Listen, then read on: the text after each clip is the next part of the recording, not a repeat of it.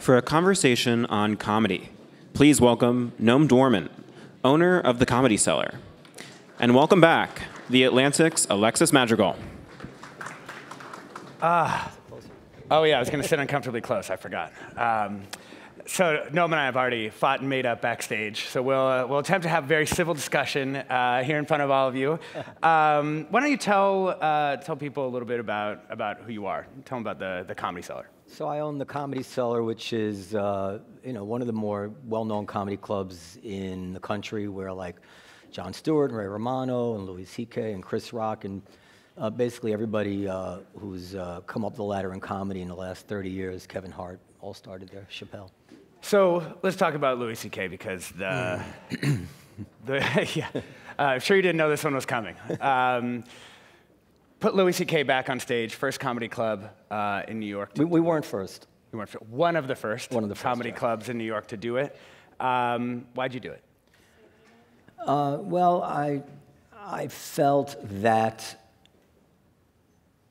Well, let me tell you how I put it to one of the comedians who objected to it. His name is Ted Alexandro, and he had a video that went viral criticizing us that he did on stage at the Cellar. And I said, look, if you sat down to me now, Ted, and confessed something to me that you did 15 years ago, would you, if let's say it was bad, would you expect me to tell you, that's it, get your stings and leave, you don't perform here anymore? And the answer is no. I didn't feel that it was my place to go about. I mean, this is at the same time that we actually have a guy, an ex-con who I hired, who everybody applauded me for giving a second chance. And I didn't think it was my place to go about uncovering or finding out, or if I should find out, wrongdoing of anyone who's worked 15 years in the past that they've admitted to or not admitted to, and start cleaning house. And I didn't want to get on that escalator. Do you think there is a line that you wouldn't cross? Like, who wouldn't you put on stage for behavior in their past? Well, I think the point is, to me, is that line is personal. It's my place, and I don't have to associate or socialize in a way or do business with somebody that I don't want to do business with.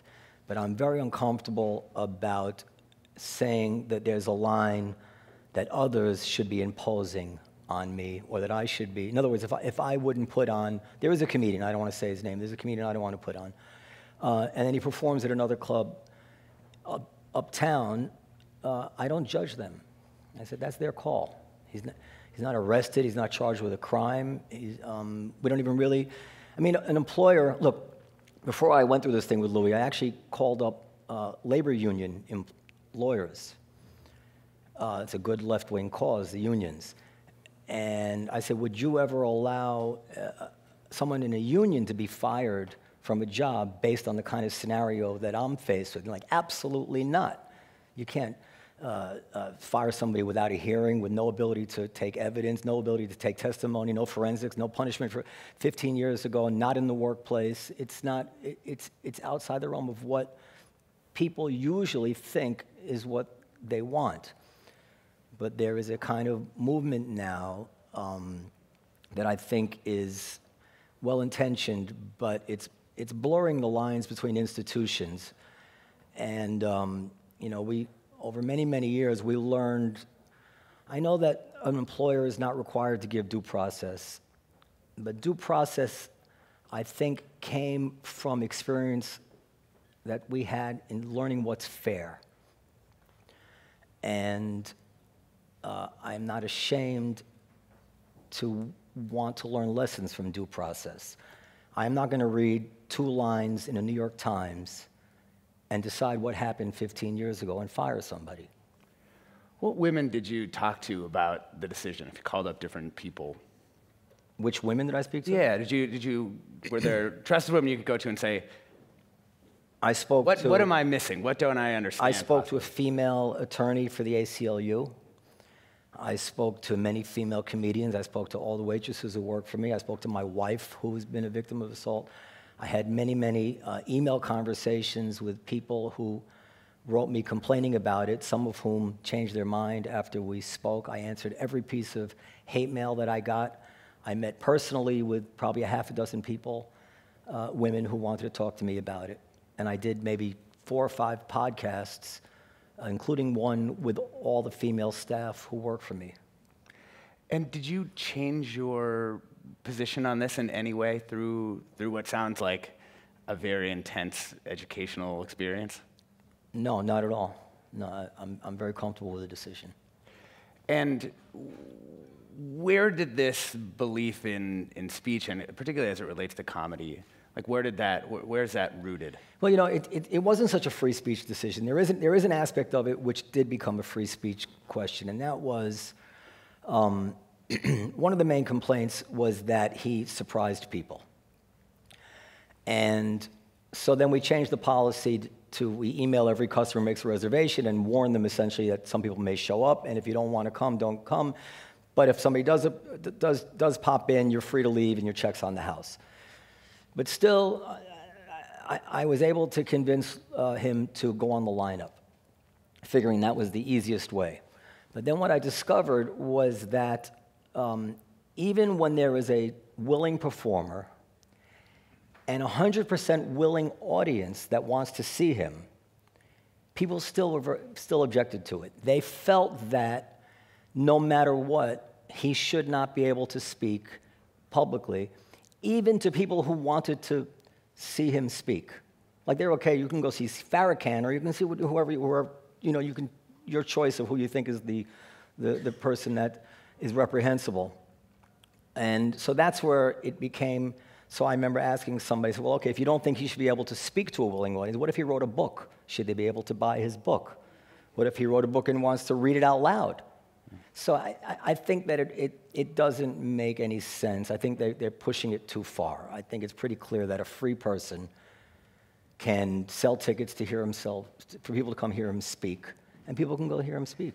For you, would it have changed things if he'd walked out on stage and instead of clapping, the audience had booed? Like as a business yeah, owner, as a business, if it as a business decision, if it was something I had to do, of course I would. Yeah. And to be clear, I know people think like Louis C.K. and I are not friends. He's very closely associated with the club, but I've had maybe 2 conversations with him in 20, 25 years. I don't know him very well. This is not an act of personal loyalty to him. What has the impact been on the club?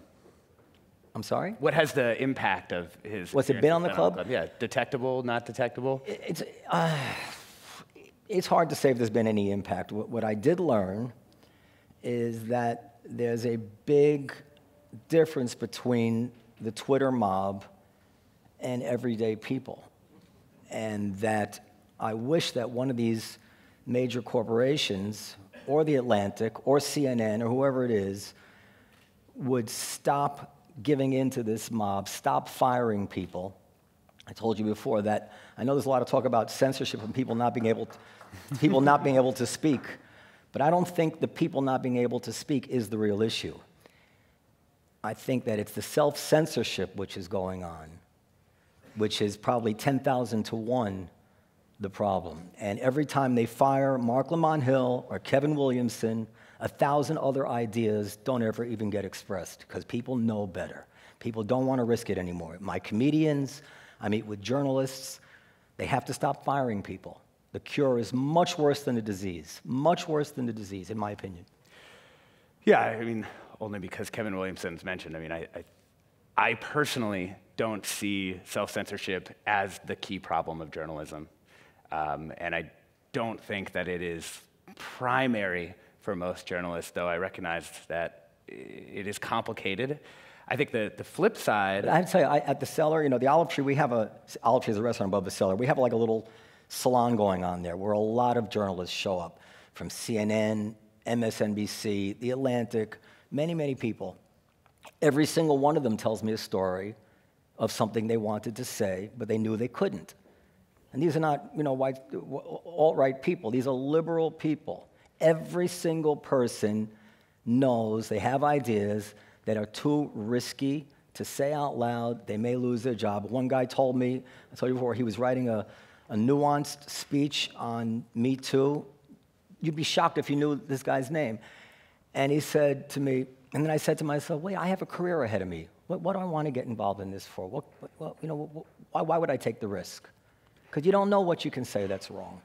I think there's a core question, though, of what is the goal of being able to say anything, right? Like, what are we actually pushing towards? Like, are we supporting the right for anyone to say anything just as an ideal? Like, how has speech actually worked I think in the world? it worked very well for the Western, or at least for America, for a very, very long time, for people not having the arrogance to think they knew better than others, what idea was worthy, what idea had a kernel of truth to it.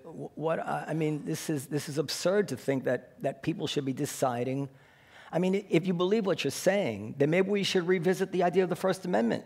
I mean, why do we believe this stuff? Well, I think it's worth considering the actual history of speech as it has gone in the country, right? I mean, we have had ideals. But are you saying that you're not upset that again, I'm talking about these are liberal people, that somebody might have a take on Me Too, or any issue, Israel, Mark Lamont Hill, whatever. And they say, I know I'd like to say that, and really, I can defend this. I'm not ashamed of this position. I can defend it. I could debate it, but I'm not going to say it. And you're a journalist, and I would think that would be the most bothersome thing to you.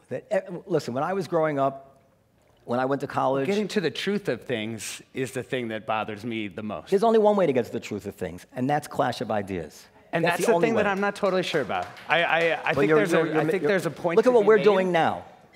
Do you know that what I'm saying now is risky to me? Do you understand that? Yeah. Let's Should it be risky to me? I almost didn't want to come. I said, what if I say the wrong thing?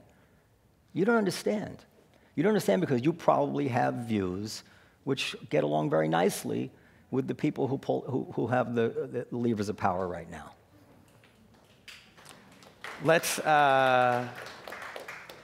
We should have questions in the audience. I said we wouldn't fight in front of you. It's uncomfortable for everyone. Sorry. I can't get over there. Or did we? Oh, we had over here? Okay. You may have to repeat the question. I'm having trouble. Okay. Hi. Hi. So, my name is Ashley. I'm from San Francisco State University.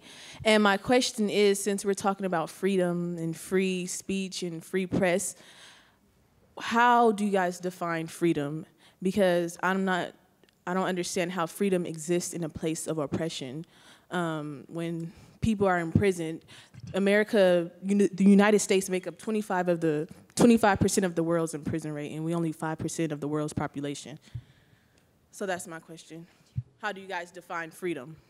I'm not sure I understand the question. I think the question is how do you define freedom in a place when the benefits of freedom have not equally accrued to everyone in the country? Well, I mean, part of the cure to having everybody have the life that we want them to have comes from the ability to speak freely. If you're saying that somebody should be set up to decide the speech which contributes to oppression and censor it, I would just have to disagree.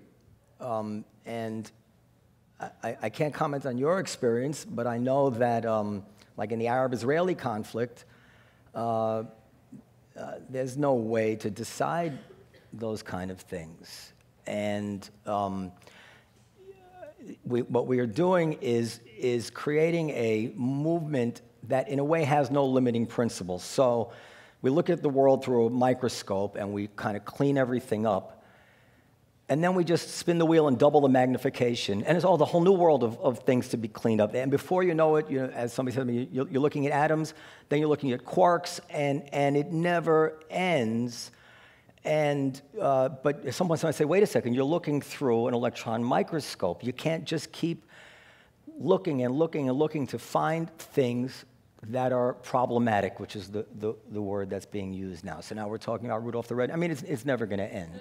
And somebody... Rudolph is definitely problematic. Somebody needs to push back on it. And people like The Atlantic and people like corporations, they're in a position to do it. And I'm telling you, it affects my comedians, too. They're afraid of what they joke, what they tweet. Might come back 20 years from now in another world, another lifetime. Yeah. I see we're at 0. That's why I stopped. I know. We'll take one more. We'll take one more. Hi, my name is Eric Meyerson, right over here. I know that Louis was punished not for things that he said on stage, but for private actions that he took. You've talked a lot about clash of ideas here. What do you think is the idea that Louis is representing that you're defending by putting him on stage again? Yeah, that's why I said, I think I've been misunderstood on that. Louis is not representing an idea.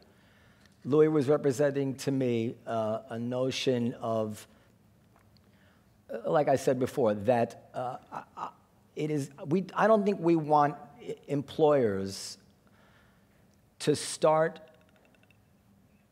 substituting for the institutions of punishment. We have criminal law, we have civil law where you can sue somebody if you've been wronged. We have grievance procedures within the workplace. For instance, one of the situations with Louis was this woman, Rebecca Cora. He asked her if he could masturbate in front of her, forgive me, and she said no, and he didn't. And she reported it to her superiors, Courtney Cox and David Arquette.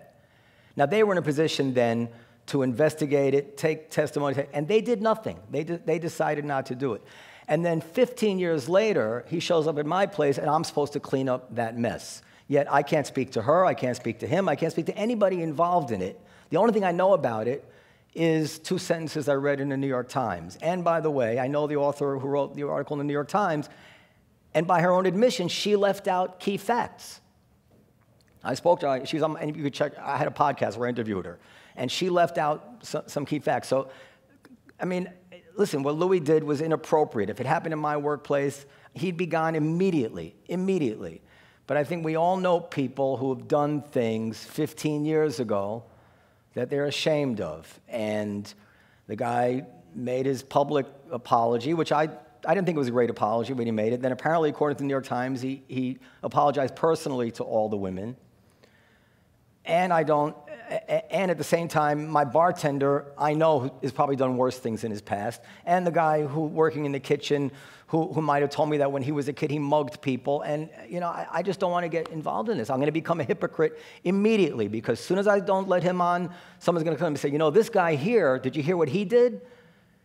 Oh, but nobody's looking, so I guess I don't have to take action in that. And the fact is that, I said in one interview, I don't know if anybody saw Infinity Wars, you know, at the end when they all start disappearing.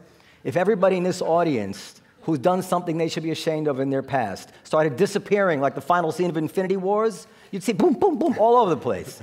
This is the notion of not casting the first stone. There's a lot of wisdom to it. I'm not here to defend Louis C.K. I just don't want to start becoming judge and jury, that's all. Thank you for your candor, Noam. Thank you.